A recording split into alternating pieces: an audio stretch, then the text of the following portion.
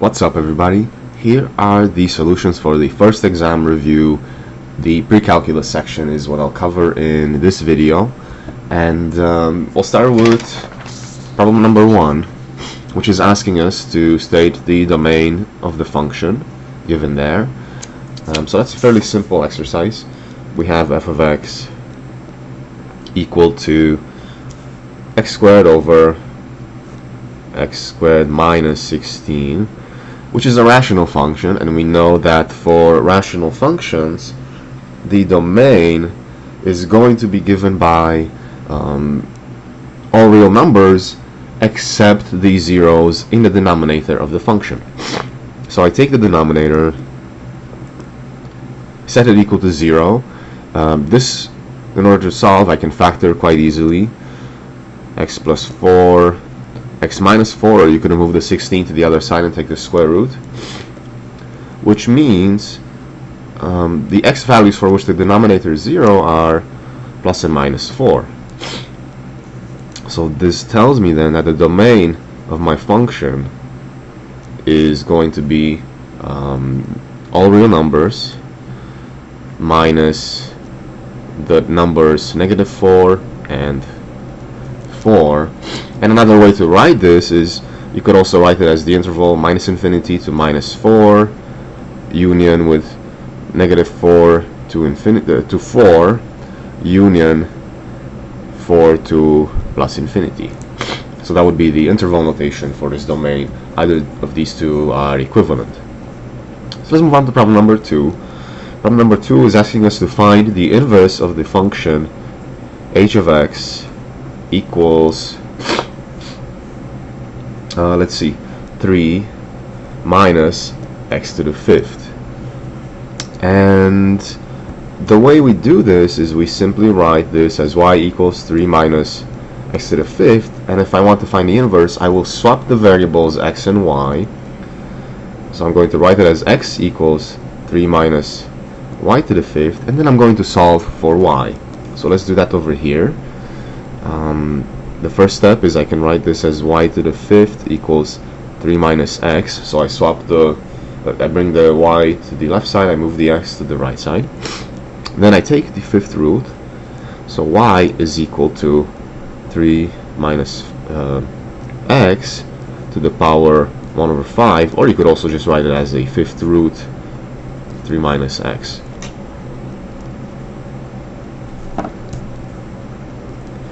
So then the inverse function, h inverse, is going to be the 5th root of 3 minus x.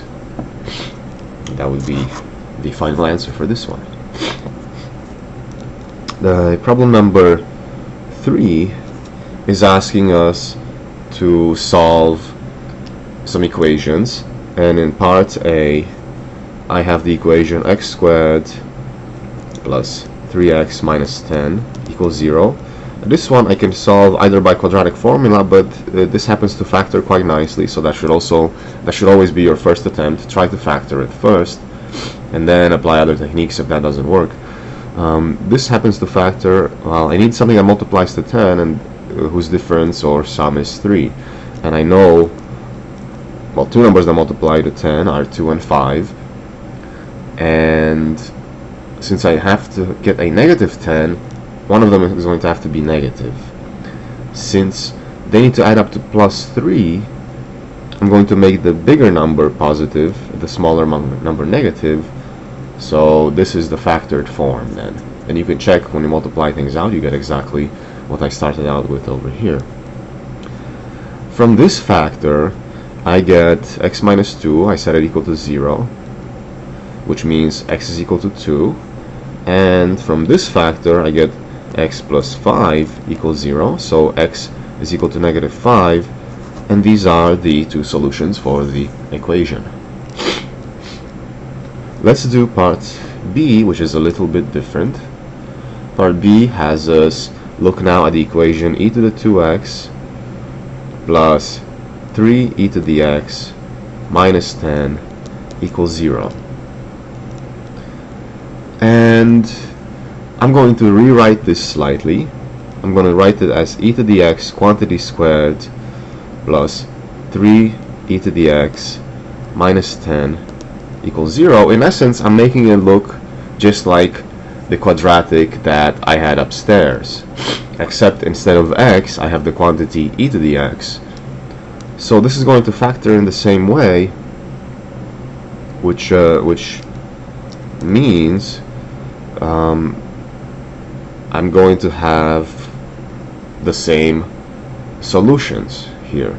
In other words, I'm going to have e to the x, which is the quantity here, either equal to -5 or 2. So now we have to explore the validity of these solutions. When I look at e to the x equals -5, I know that this is an exponential function, which means its graph looks like that with an asymptote. And notice it is never going to be a negative number. So this means this actually does not give me a possible solution.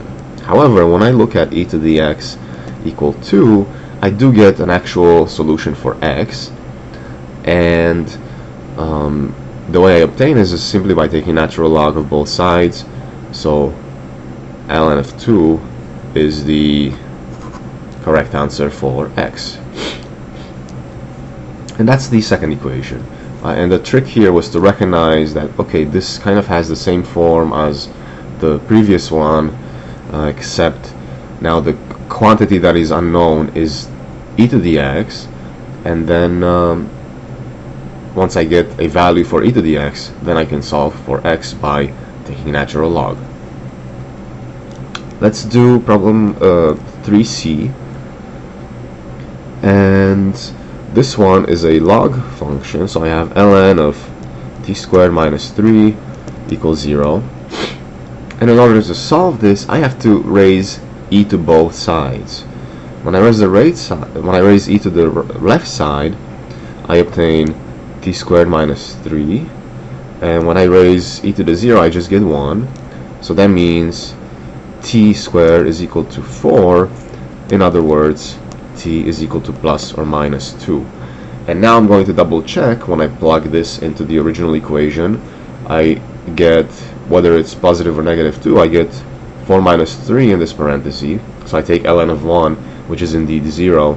And the reason why I needed to check is sometimes one of the solutions will give you something inside this parenthesis that will get outside the domain of the natural log, which is all positive real numbers.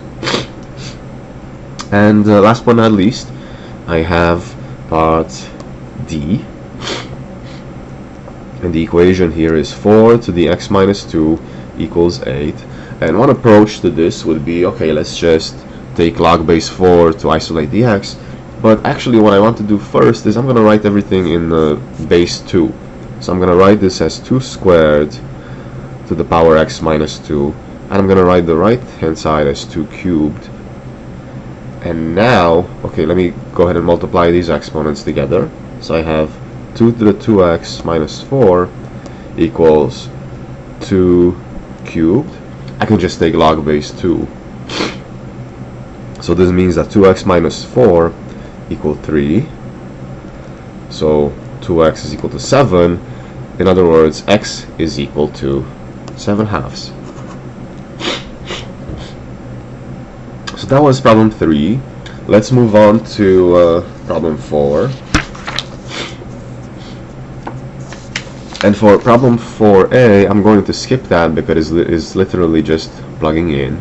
I'll move on to 4b, which deals with function compositions.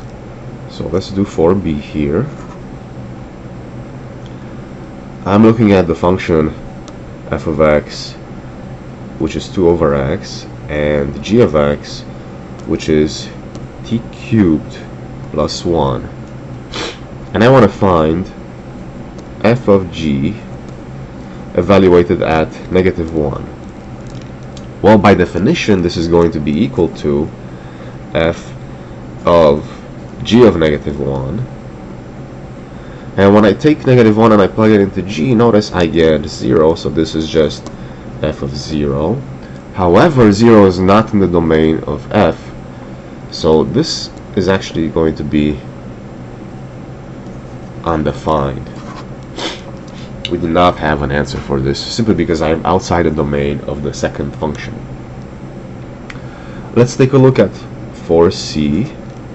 I have f of x equals x to the fourth minus x squared, and I want to find f of 2x. So everywhere I see x here, I replace it by 2x, which means I have 2x quantity to the fourth minus 2x quantity squared. And that means what? Well, that means, well, I distribute the exponents. I get 2 to the fourth, which is 16 x to the fourth from the first parenthesis, minus 4x squared for the second parenthesis, and that is the final answer. And now we move on to 4d. I have two functions again, u of x given by 3x minus 1 and m of x given by x squared plus x. And I want to find m of u of x. Well, this is just m of u of x by definition. Right? This is how we compose functions. So that's going to be equal to m of the quantity 3x minus 1, which is the formula for u of x. Okay, so let's go ahead and take that and plug it in. I'm going to get 3x minus 1 quantity squared from here plus just the quantity 3x minus 1 repeated. And I'm actually going to go ahead and multiply things out here. So over here I have 9x squared minus 6x plus 1 plus 3x minus 1. The ones are going to cancel. So the final answer is going to be 9x squared minus 3x. Alright, and the last part here is 4e, which is very similar, except now we are given some values. So I'm given that f of 1 is equal to 3, f of 2 is equal to 4, and I'm given values for a second function g, which evaluated that 1 is equal to 2, and evaluated at 3 is equal to 2 also. And I'm asked to find the quantity f of g of 1 minus g of f, also evaluated at 1. So let's just go ahead and take this. This is f of g of 1 minus g of f of 1. This is just by definition. Let me just move the light a little bit here. So now I just substitute in what I know. G of 1 is going to be replaced by the number 2, and f of 1 is going to be replaced by the number 3. So the answer is f of 2 minus g of 3. Well, f of 2 is 4, g of 3 is 2, so the final answer is equal to 2. And that's part C of problem 4. Now problem 4 has a couple more parts here.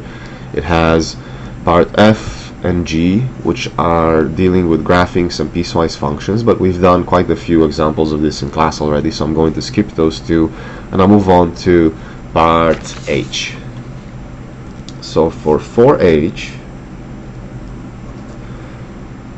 I am told to write the function f of x equals to the absolute value of x plus 1 plus 2 as a piecewise function. Well, in order to do that, I need to consider the graph of this. And I know that this originates from the absolute value of x graph, but it is simply shifted to the left 1 unit and is shifted up 2 units. So it's going to look something like this.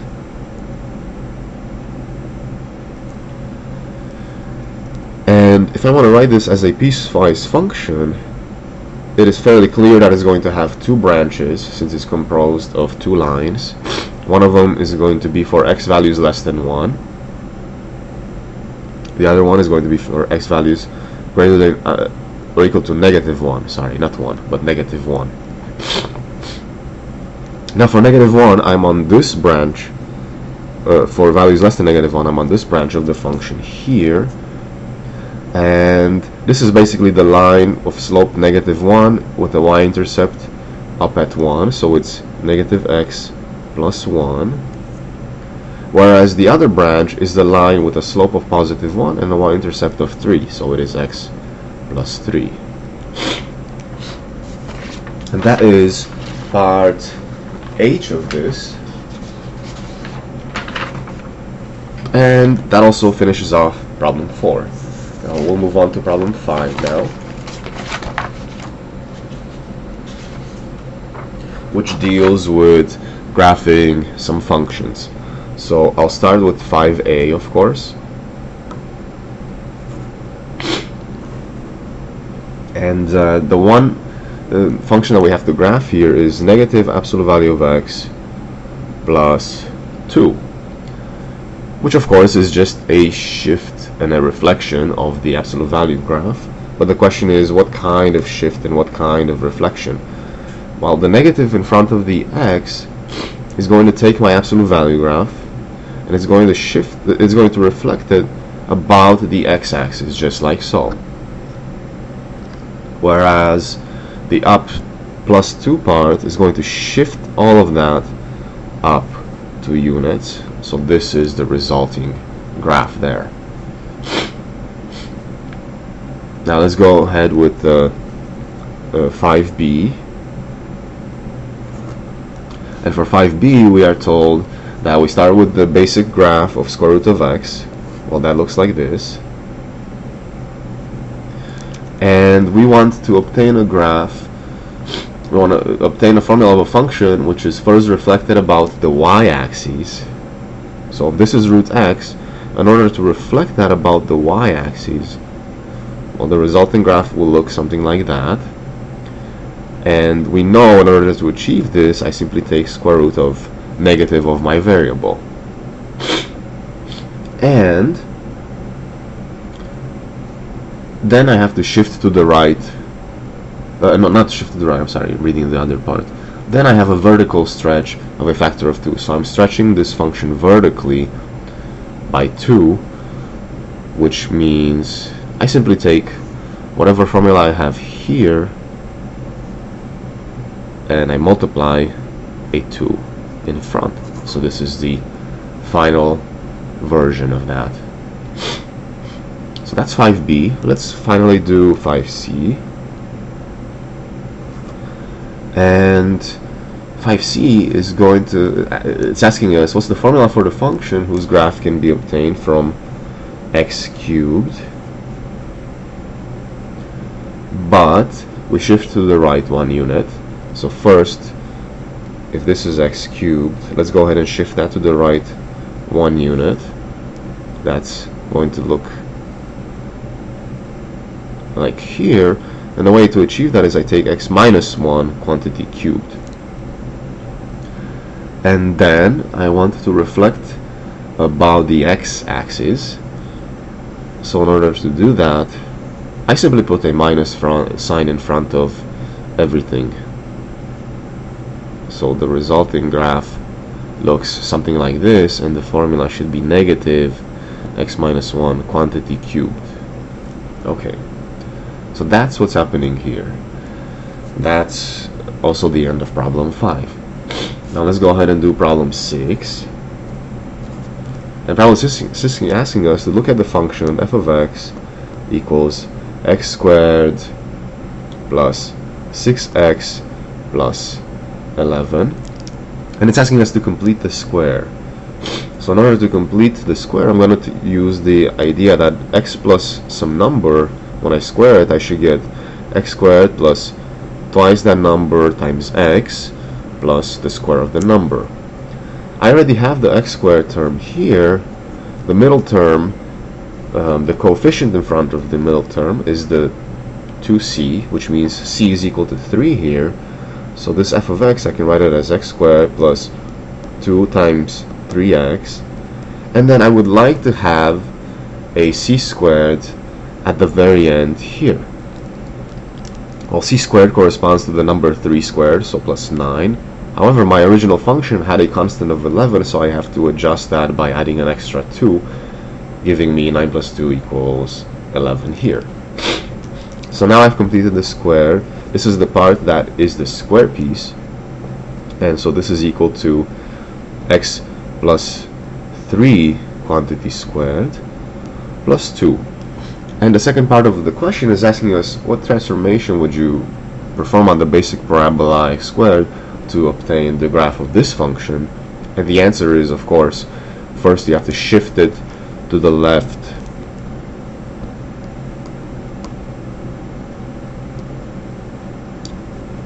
by 3 units, and then you have to shift it up by 2 units.